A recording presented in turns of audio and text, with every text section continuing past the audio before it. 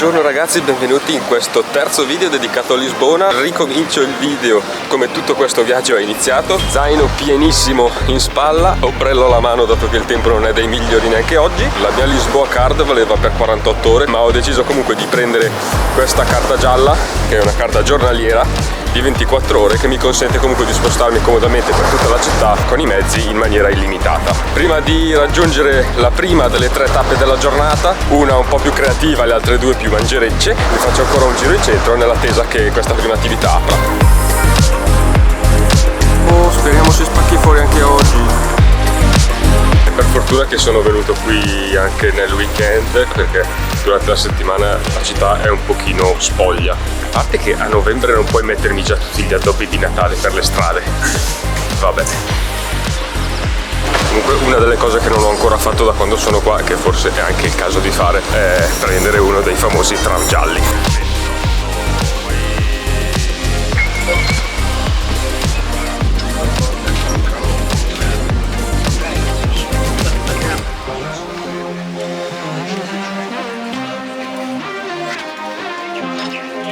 Dovete sapere che alcune delle carrozze che circolano qui in città sono ancora le originali, quelle dei primi anni del Novecento. Mi raccomando, non scappate, perché a fine video ci sarà il tour completo della città di 40 minuti proprio sul tram 28. Nel frattempo che il cielo si è spaccato fuori, sto passeggiando lungo la Pink Street, quella che in passato era la strada a luci rosse di Lisbona, che poi è stata rigenerata e che ora è una strada della movida notturna. E il motivo per cui la strada è stata dipinta di rosa è perché è in omaggio a tutte quelle donne che sono state costrette alla prostituzione. Ed è parlando proprio di spazi rigenerati che sono venuto oggi a visitare un ex centro industriale che è stato recuperato ed si chiama la LX Factory.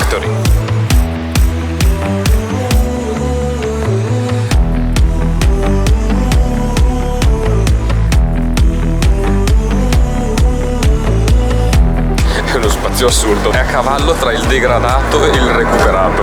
Fantastico.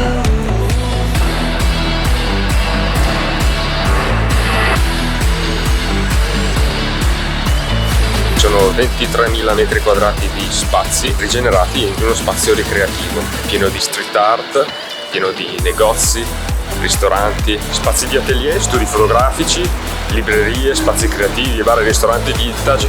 Insomma, è una vera e propria fabbrica di creatività.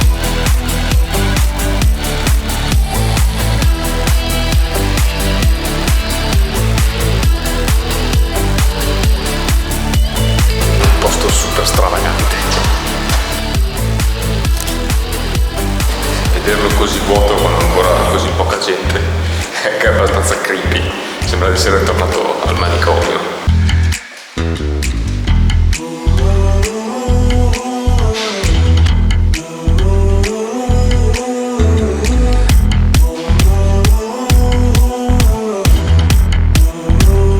Mattinata terminata, potrei rimanere tranquillamente qui per pranzo, però dato che i prezzi non sono chissà quanto convenienti preferisco tornare in centro e portarmi al mercato da Ribeira, che è il mercato centrale di Lisbona. Proseguendo la sfilza di spazi rigenerati, anche questo è uno spazio recuperato. Dal 2001 è diventato uno spazio per la vendita di cibo per tutti. Prima del 2001 era solo un punto vendita per i grossisti. Qui troviamo una trentina di ristoranti, 8 bar e una dozzina di negozi, oltre alle classiche bancarelle da mercato. Mi sono fermato da Susana Felicidade, i piatti sembrano veramente buoni. Bella, oppa, suona! Allora, c'è una sorta di massa scura sotto il mio polpo, non so bene che cosa sia, penso siano tipo verdure, non lo so, adesso lo assaggiamo e vediamo un po'. Credo sia tipo purè di patate ma viola, purè di patate viola.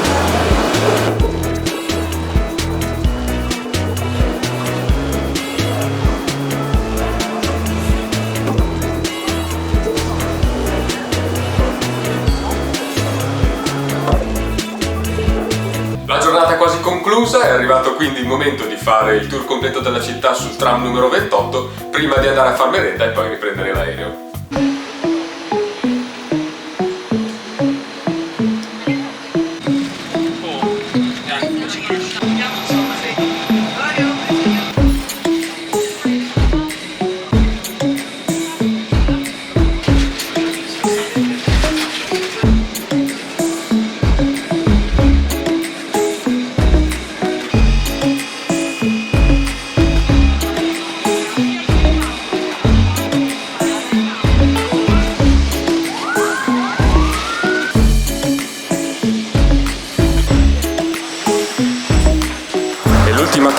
questa breve giornata riguardo alla mia merenda sarà da Landau Chocolat, dove si dice facciano la torta più buona del mondo.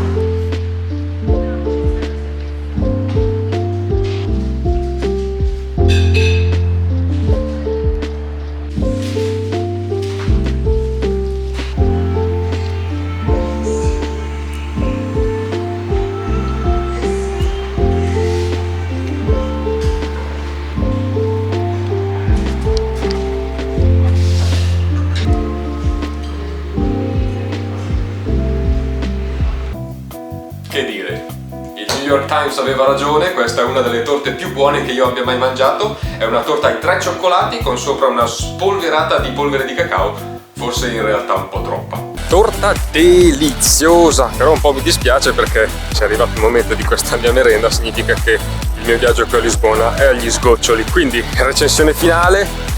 Lisbona è una città coloratissima, super vivace, piena di un sacco di attrazioni da fare e vedere. Però sapete bene che io sono un fan della natura selvaggia e quindi se dovessi mettere sulla bilancia l'esperienza che ho fatto a Tenerife e questa qui a Lisbona, Tenerife vince a mani bassissime, anche se mi ha fatto un po' soffrire. Vi ricordo che questo qui non è l'ultimo dei video dedicati alla mia esperienza qui in Portogallo. Settimana prossima esce il video dedicato all'escursione guidata fuori Lisbona, quindi andremo a vedere la città di Sintra, andremo a Cabo da Roca, passeremo infine per la città di Cascais. Quindi nulla, come sempre vi ricordo di iscrivervi al nostro canale YouTube, di seguirci su Instagram per avere gli spoiler dei prossimi video e nulla raga, questo viaggio in Portogallo finisce qui, alla prossima, bella raga!